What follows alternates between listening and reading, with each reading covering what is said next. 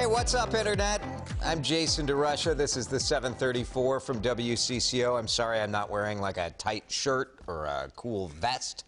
Matt Brickman has the day off. Just imagine I'm wearing very expensive sneakers beneath the desk.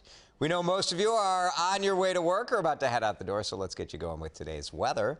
If you're looking to take a run today, grab the sunscreen around noon. It is going to be sunny out there, which should be nice. High temperature hitting around 6 today, around 60 degrees. It's a little below the average, but this is going to be the nicest day of the next couple at least, because look at the rain that's headed our way tomorrow night. A little bit of clouds entering Minnesota today, but really the action gets going in the overnight and tomorrow. Showers likely throughout the day Wednesday and then continuing into the morning on Tuesday, so watch for that. Let's talk about this. We know that Britain has a new prince.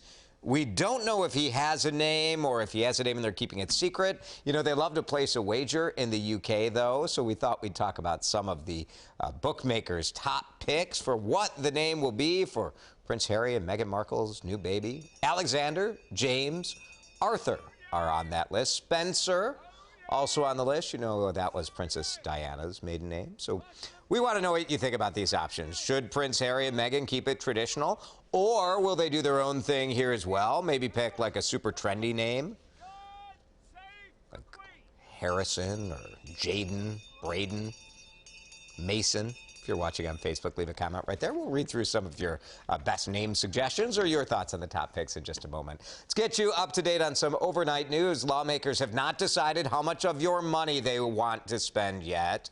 They worked until 11 last night at the state capitol. No deal, blowing past their own deadline on when they would have a budget spending target. The governor wants a number first, and then they're going to iron out how they'll spend it on education or health care or whatever. Democrats are looking for a gas tax for roads. Republicans don't want any new taxes.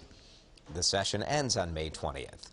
A lot of people are reading this next story on WCCO.com, and it is absolutely terrible. An Apple Valley father in jail this morning after leaving his 4-year-old son in a hot car, which caused him to die. He was going to work at Grill Fest in St. Paul on Saturday. Police say 26-year-old Christopher Taylor was stuck and decided to leave his kid in the car while he worked that event. Told police his son was taking a nap and he left the window cracked, but when he came back, his son was unresponsive. Taylor has been charged with manslaughter. A battle over the president's tax returns heating up in Washington. The Trump administration says, no way, it's not handing them over to House lawmakers. President Trump maintains that he's under audit, and that's his reason for not releasing his taxes. Brought here from Korea when she was 4, an Ivy League educated actor. She leapt into the restaurant world 10 years ago with a pizza restaurant. This morning, Ann Kim is the winner of Best Chef in the Midwest. This is unbelievable because I'm standing here on the stage, and it has never been something that I thought could ever be in the realm of possibility. My journey has not been easy, it has not been linear, and it has not been traditional. The James Beard Award, considered the most prestigious award in all of cooking. She was honored for her work in Northeast Minneapolis at Young Joni. Yes, her pizza is great, but Young Joni is more than that. Wood-fired vegetables, incredible fish, food that brings that lifelong, nearly lifelong Minnesota influence, as well as her grandmother's Korean cooking influence into so many of her dishes. Congratulations to Ann Kim, and good luck getting a reservation, everybody. Are you a sucker for pain?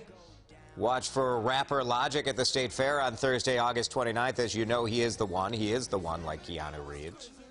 Then on Labor Day, it's ZZ Top taking the stage with Cheap Trick.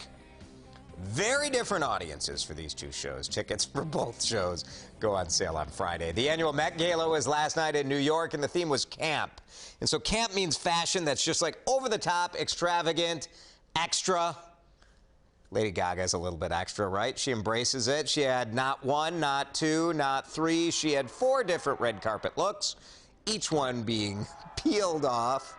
Gaga was a co-chair of the Metropolitan Museum of Art's annual fundraiser. All right, that's enough of that. Katy Perry, super extra. A human chandelier. Little battery-operated candles there. That's pretty good. Celine Dion was glowing in gold. Not sure about this headpiece here. 22-pound Oscar de la Renta dress. Celine admitted she almost took the theme literally.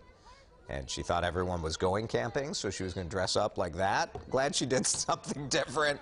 Some thought this dress looked a little bit like a pasta drying rack. Do you see how all the different, it's like a fettuccine situation. Celine, she can do no wrong. It's fine.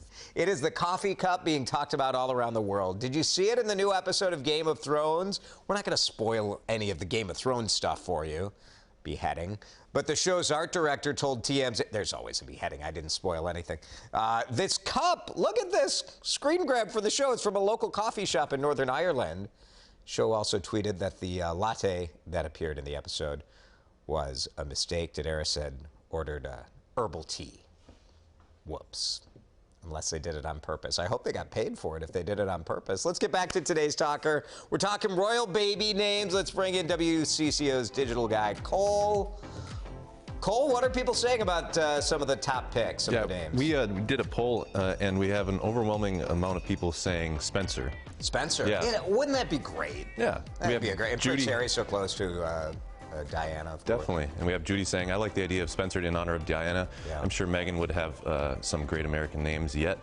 We'll honor Brits, too, in their choices. They always seem to have a long name. That's true. Like, do you want to go super pretentious? Do you want to really lean into the tea and crumpets kind of image? I don't know. Oh. I kind of like Stannis Baratheon. Stannis Baratheon. I like the good Game of Thrones. I like that, yeah. And we have Cindy saying Edward would be my choice for a name.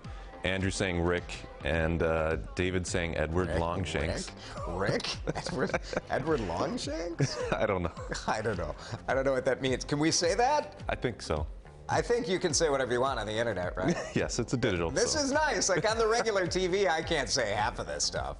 I don't think I can quote Logic lyrics on the regular news. That might be a stretch. Yeah. Thank you. That's why we do it here online.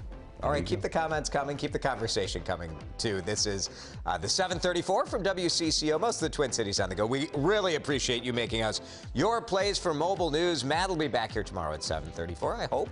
Until then, be nice to each other on the internet.